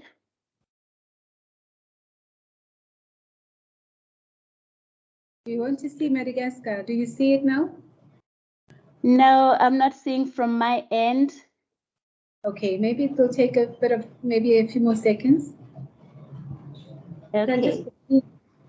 Yeah, you can just continue even on your slides because it's showing on the Teams chat, on the Teams channel.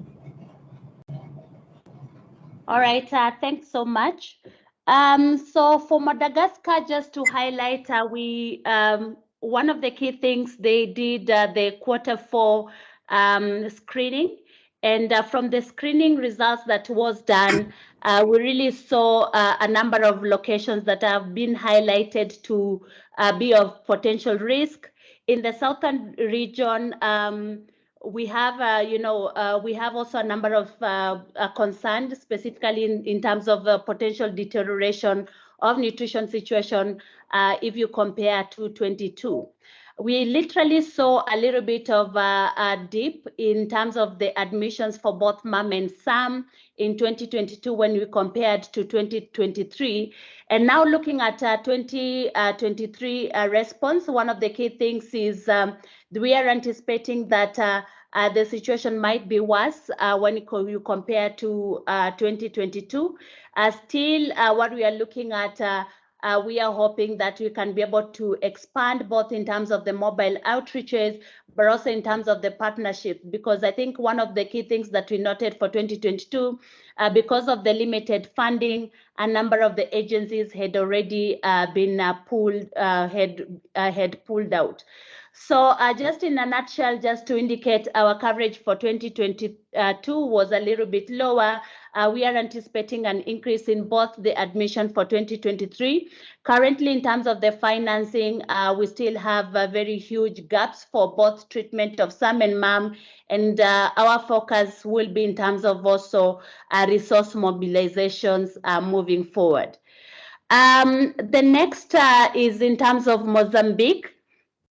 Oh, sorry. So we look at in terms of the DRC. So looking at the DRC, I think one of the key highlights, conflicts really remains of concern in the DRC. This is also in addition to the food insecurity that continues to be highlighted, especially and increasing levels of acute malnutrition. Specifically, looking at the update, and this is from the WFP side, in 2022, they were able to reach close to 2 million beneficiaries through the nutrition support. For moderate acute malnutrition, it still remains one of the areas that we have highest beneficiaries for both SAM and MAM, with MAM beneficiaries, MAM support being provided to around 1 million beneficiaries. Now, just to highlight our focus again for the DRC for 2023 is both in terms of the provision of curative services, but also support to the prevention action. We're noting that we really still have chronic vulnerabilities among the target groups. So that is the children under 5, the pregnant and lactating mothers, as well as people with special needs, including the people with HIV and AIDS. Next slide.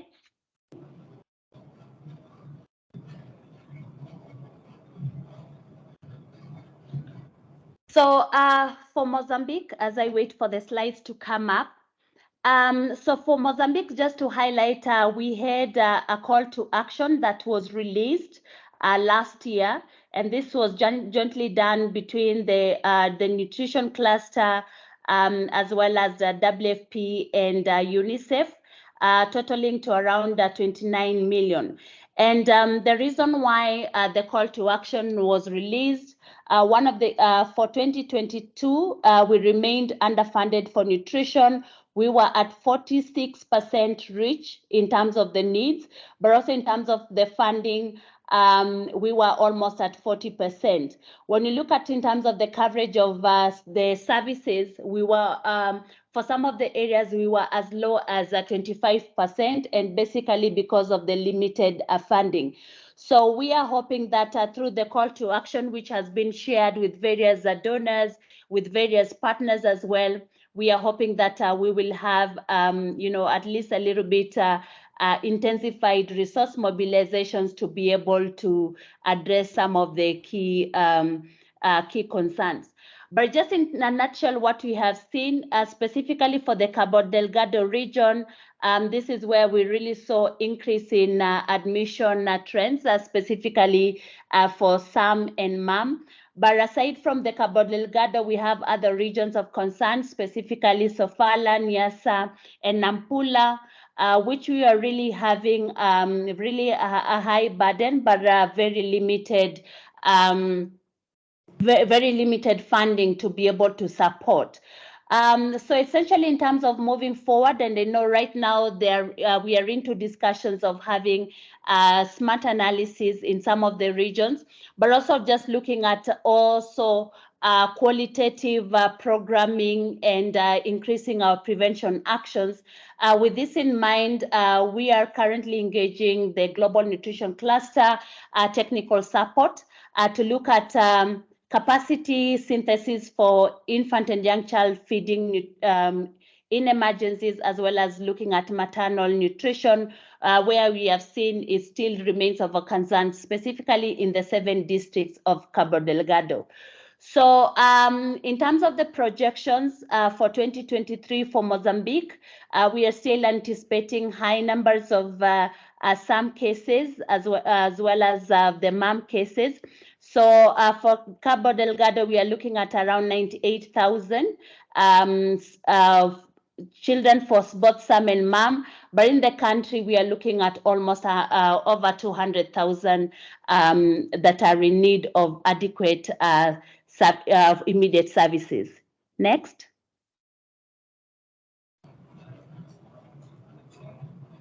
So just a highlight for Namibia as well. I think just to highlight, Namibia still remains one of the countries that we are focusing on because of the proximity to Angola, specifically the northern part of Namibia. But also one of the key things for nutrition, we still continue to see a lot of nutrition vulnerability across. Again, I think if you look at Namibia, we've really been having limited funding for programming. And currently, we are trying to look at leveraging on the government funding and leveraging on the government systems to be able to enhance the nutrition coverage. But just to highlight, you can see still for on the overall admissions, we had a little bit of a high admissions in 2022 compared to 2021, though we note that the numbers are a little bit lower if you compare it to other neighboring countries. Some of the key things that Namibia has been able to do is continuing supporting for prevention actions. In partnership with WFP, we are looking at nutrition education, having a cooking demonstration ongoing, supporting the communities on food preparations. But aside from that, it's in terms of just engaging the community health workers so that they can be able to expand and engage the communities that are very much vulnerable. So essentially, in terms of 2023, one of the key commitments that the country has put together is looking at capacity building on emergency response, quality assurance of the CMAM programming, which we note is very low, and specifically also in terms of support to the overall quality assurance of the program. Marjorie, so the next slide, which I'm hoping it's the last one, is your own Zimbabwe. Okay, Marjorie, after Zimbabwe, can you just wrap up with Zimbabwe, please, just in the interest of time? Absolutely, no worries. I hope next time we can have more time for nutrition. Definitely. All right, thanks. So probably I will just, for Zambia specifically, I think it's the same thing that we have noted. And so I'll just look at specifically for the response for 2023. Already currently, we are supporting the country to develop contingency plan. In terms of the nutrition supplies, currently we have mobilized a little bit of funding to support the SAM programming. And currently also we are in discussions with the government for match fund. This is where the where for every stock that is being procured from the government, we should be able to leverage that as UNICEF. So I'll just indicate that this is in the pipeline. So I think I'll stop there, but the rest, I think one country is, was just remaining, should be Zimbabwe. We will share the presentation for further details as need be. Thanks, and over to you, Q. Thank you so much, Marjorie, and apologies for that. We will share the comprehensive presentation, and partners who have any questions are please welcome to get hold of you directly on the updates that you have provided. If anyone has questions on nutrition, please put it in the chat for Marjorie, or you're welcome to reach out to her one-on-one. I am just going to skip. I'm going to move now to the AOB.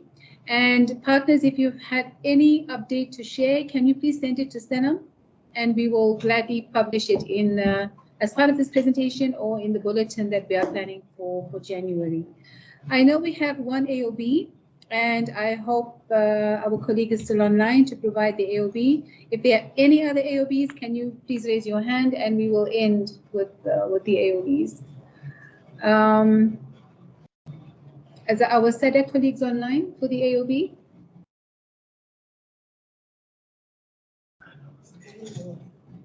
Hi. Okay, Nana. Hi, Q. Please Yes, go ahead. online. Please go ahead, Nana. All right. Thank you very much, and compliments of the new year to everybody. Mine is just a very short one to remind colleagues that we are planning for the annual organizational meeting for the RVAA program.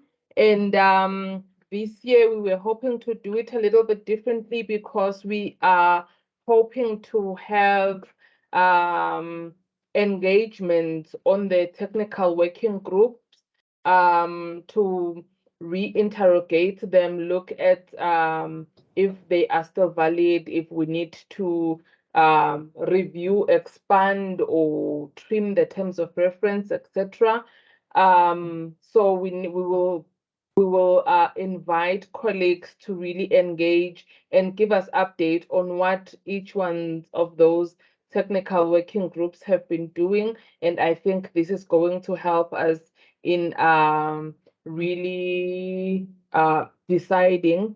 But most importantly, we were also thinking that in this AOM, we are going to revisit the role that partners play in the entire program. You might recall that the donor funding for the RVAA program came to an end, and it is our belief that probably the role that partners had been playing got blurred or minimized, so to speak. So I think we are going to relook at that, and in coming up with the annual work plan, we also are going to be deliberate in probably carving out what exactly partners are going to be doing, redefining the collaborations, etc.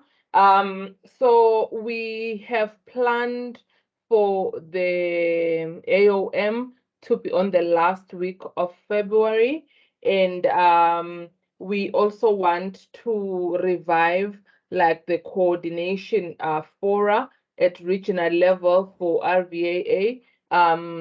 And we are going to look at the terms of reference for that and just see how really we can enhance the program. We are hoping to have this organizational meeting to be held physically. However, resources are not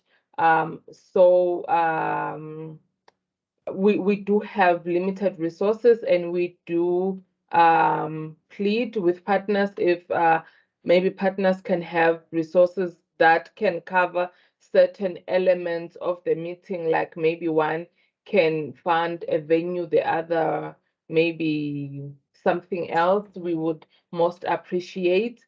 We are going to be circulating the concept note and the draft agenda for the AOM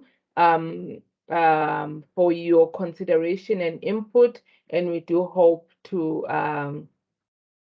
have a successful meeting, and we will be sharing this through Q and the coordinators. Thank you. Thank you. Thanks, Nana. Thanks for sharing the date of the AOM and for also requesting the support for the organization of the AOM. Those points are very well taken, and we'll be sharing. As you get more updates and more information, please feel free to share also through SENA, through the membership mailing list. Are there any questions for Nana before we move on to the next agenda item, AOB, sorry? No questions for Nana. But if you do have any questions, please put it in the chat. Thank you, Nana. Thank you so much. Any other AOB from people here physically present? No. Anyone online? There doesn't seem to be any AOB. The only one was from the SADC Secretariat. So colleagues, we will be circulating this presentation to you. We will beef it up with more information, particularly on monitoring and the season. We do have an item, sorry, Godfrey reminded me, on the retreat. Maybe it's good to just highlight that the proposed dates for the retreat are it's in February. We are proposing to have it from the 20th to the 22nd of February. These are tentative, of course, based on your availability. We are planning to have it now at the FAO office, but we are also trying to seek funds to have it at a venue in Johannesburg, and we propose that it could be hybrid and virtual, but we would really insist on your physical presence. It would be good to have the entire team present for this workshop. It's going to be, really looking in detail at the functioning of the FNSWG, the terms of reference. We're going to be looking at the strategy and the work plan, and obviously defining the pillars, adding new pillars to the ones that we have already, including the resilience pillar, nutrition, food security, assessments, including the IPC. So it's going to be quite an extensive retreat, a lot of discussion, a lot of planning, right down to the pillars from the strategic level down to the activity level. So we're really encouraging your participation physically. If those dates don't work for you, please reach out to Senam to say that these dates do not work, and we can re-look at the dates. But it's important that it happens in February, but not later than March. And on that note, I would like to thank you. You will hear from Senam. She'll send out all the information, the package for this meeting. And we look forward to seeing you then at the retreat. The next FNSWG meeting will be physically at the retreat, and we hope to see all of you there. Thank you so much. Have a good day. Everyone. Thank you. Bye. Bye, everyone. Bye. Thanks, hi. Sure, no, I need to get back into the habit of physical meetings. Yes, we do. Yes, how are you doing? We do need to get back into the habit of physical meetings. You'll be there with me, right?